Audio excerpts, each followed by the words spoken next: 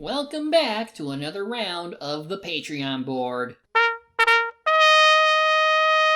So we're going to start out with a video game requested by Arthur, who generously donated a copy of it for me to use. And the game in question is called Blacksad, Under the Skin. And I'll say this much, it's definitely something.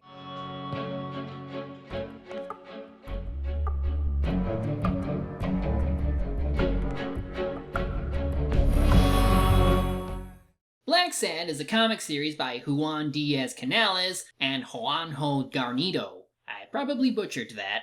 It originally circulated around France and Spain in 2000 before seeing releases elsewhere around the world. The art and story are that of a 1950s film noir set in post-war America, except every character is an anthropomorphic animal. Now, the game itself was developed by Pendulo Studios, a long-running Spanish company most known for graphic adventure games like Hollywood Monsters or the Runaway series. Under the Skin also falls under that genre, but it is not a hard adaptation to the comics that inspired it. Canales and Garnido only served as consultants for the game's production, and they only wanted to give players the feel of the full Blacksad experience rather than educate them about the canon established by the books. So with that in mind, let's go under the skin of this video game and see if it lives up to the comic series it came from. The plot opens with a murder case presided by John Blacksad, our private investigator and main character. He's talking to his employer, Sonia Dunn, who is telling him about her father committing suicide by hanging himself in his own boxing gym. The case seems self-explanatory, but our anti-hero thinks something is amiss, and that there's something bigger going on behind the scenes. Now, as a graphic adventure game, your main goal is to travel around Anthro, New York City to look for clues relevant to the case. And once you gather enough clues in your old cat noggin, you can begin to make deductions as to how the crime occurred, and why the suspects were motivated to pull it off. On top of detective work, John also has to interact with the many colorful personalities that populate the city. Your dialogue choices in these moments have a possible effect on future events. You can make John be as cynical and troubled as he was in the comics, or you can try showing more empathy and compassion. And NPCs will respond to him differently, meaning they can either benefit you or hinder you down the line. The fate of these characters can also be dependent on what you choose, so think wisely. This also means that the game has 6 different endings, so if you enjoyed your first playthrough, which clocks in at around 10 hours for me, you have an excuse to play it again. I should also take a moment to appreciate the voice acting in this game. You know I work for the state of New York. If I had any information, I couldn't share it with a private eye. Even if it was lying on top of this table. You drank 2 huge glasses of water. How are your kidneys coping with that? You're a good detective. And I, well, let's just say I have my own ways of making people talk. While there are some actors who aren't as famous as others, like Barry Johnson as Blacksad, everyone sounds really damn good. I can believe this is what the characters would sound like if they were real, and it's an example of strong direction making up for the lack of star power amongst the voice acting cast. But you'll have to do me a favor. Tell Sonia Dunn that a legendary journalist from What's News wants an interview. As for sound design and music, well,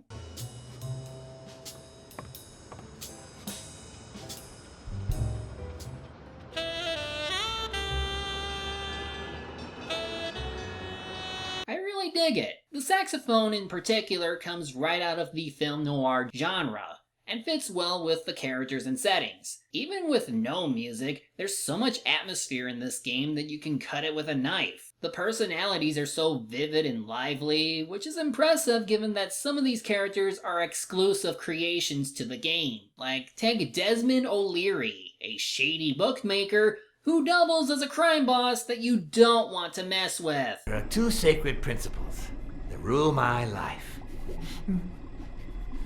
The first principle is the love for my family. I do anything to protect them. The second principle, I never put my future in the hands of fate. I always play it nice and safe. Oh, Jimmy. You still don't get it, do you? You are the message. Come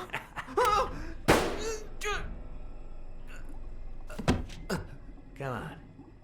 Wrap him up. Then there's Frank Cassidy, a Juarez who's seriously giving me Bletch vibes for some reason. John puts him down as one of the suspects in this case, and his deductions are well-founded. For you see, Cassidy was working toward getting boxers to only be able to participate if they have a manager, and Joe Dunn, the victim, didn't like that. And their boxers were expected to fight each other until the latter broke off the scheduled meet for unknown reasons. I'll try not to spoil the story too much here, but let's just say there are some powerful people who had some money riding on that upcoming fight, and they'd be pissed as hell if that bout got cancelled. Of course, the only way to see Cassidy is for John to imitate this Texan moose that neither party has personally met. Our anti-hero manages to meet Cassidy, and the company this guy keeps is what you expect. Come on, Folly. Children are sacred. I won't lay a Cassidy. finger on them until they're 12. After that, well... let's just say...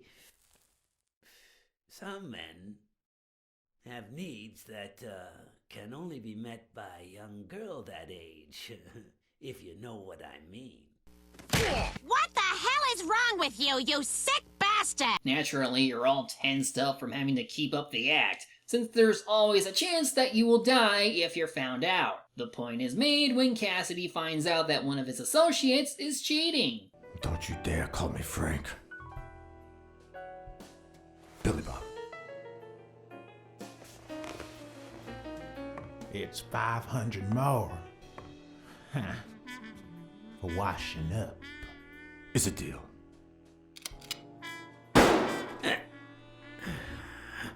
Either way, things get more complicated the closer you get to the truth, and you are on the edge of your seat every step of the way. The story and characters are intricate enough to be enjoyed without your input, but just flexible enough to accommodate your choices without breaking your suspension of disbelief. They make you care for a lot of these characters, and those aspects of the game, along with the sound design, are top-notch. Now let's talk about what went wrong with the game. First of all, movement is a pain.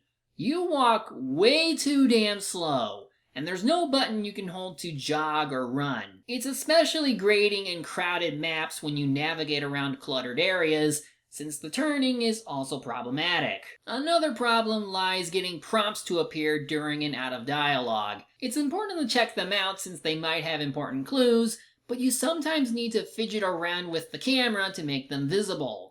And even once you orient yourself in exactly the right way, the game then doesn't register you're clicking on the point of interest you want to investigate. Similarly, when using your cat senses, which can come up during conversation, you have to move the cursor to the right spot that it's pointing to, and even if you're right on the spot, it will still not register until you get it exactly right.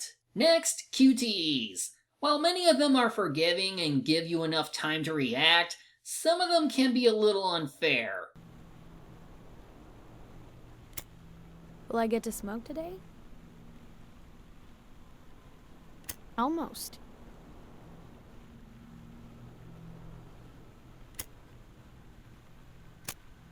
Don't worry, I'm not making any assumptions about your masculinity. Now, not every QTE failure leads to a game over. You also start over from when the event starts after you missed, which saves a lot of time. And some of my frustrations come from me not being fast enough, or just because of how I react in cases, which can be my fault, but some of them still seem like you need ninja-level reaction times to pull off. That's all I have to say regarding the gameplay flaws, or at least the major ones. So let's talk graphics. From what I found online, the art style of the Blacksad books is expressive, colorful, and gritty all at once.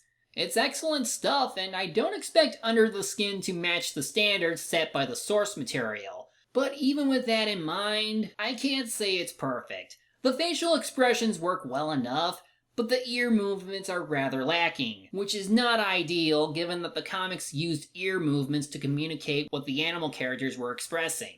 Character models can also look stiff and uncanny, and given how some of the animal women in this world look, they don't translate well into 3D. The background textures aren't optimized either. At least for PS4 they weren't. The engine allows for more dynamic lighting and effect, but that also means that the details take a longer time to load, making surfaces foggier and harder to read. Take the gym for instance. I thought the textures would remain in place once I stepped out to another location to look for clues, but nope! The American flag will look normal at one time, and then a bloody mess at another. There was also a moment where I was talking to a character, but depending on the angle, it looked incredibly foggy. Like, what the hell is going on here? Some objects won't even load right away, like the boxing mitts of John's friend here, Jake. So for a moment, I thought he was catching some punches with his bare hands until the end cutscene shows otherwise.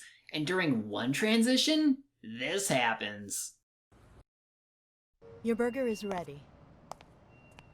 The hell just happened? Then you get occasional screen tearing, frame rate drops, and all that fun stuff that shouldn't be an issue on advanced hardware. And speaking of stuff that shouldn't be in this sort of hardware, we have the excessive load times.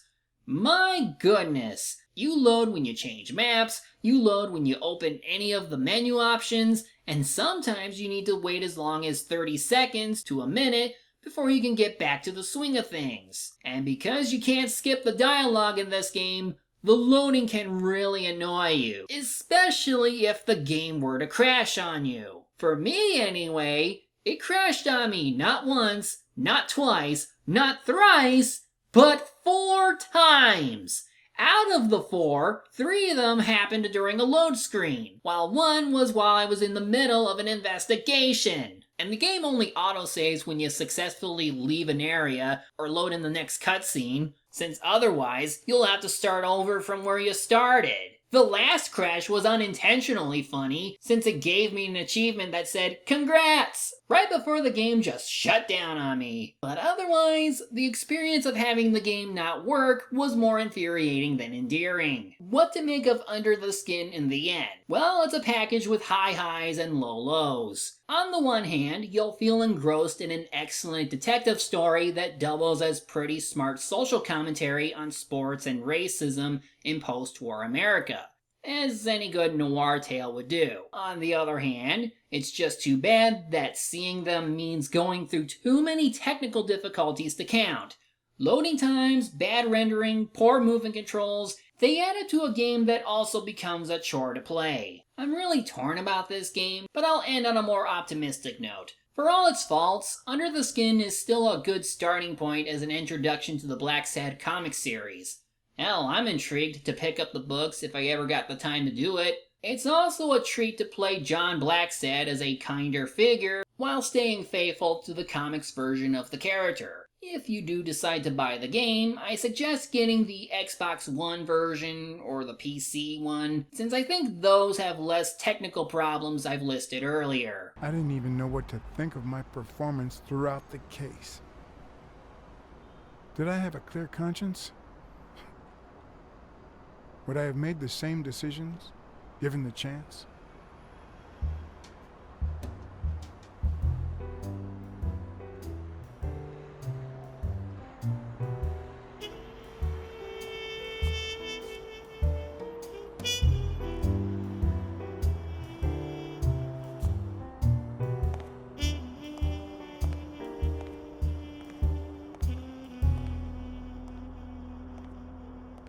And that's that. Next time we have a movie set in the jungle. Oh, and a high chance of... Alien.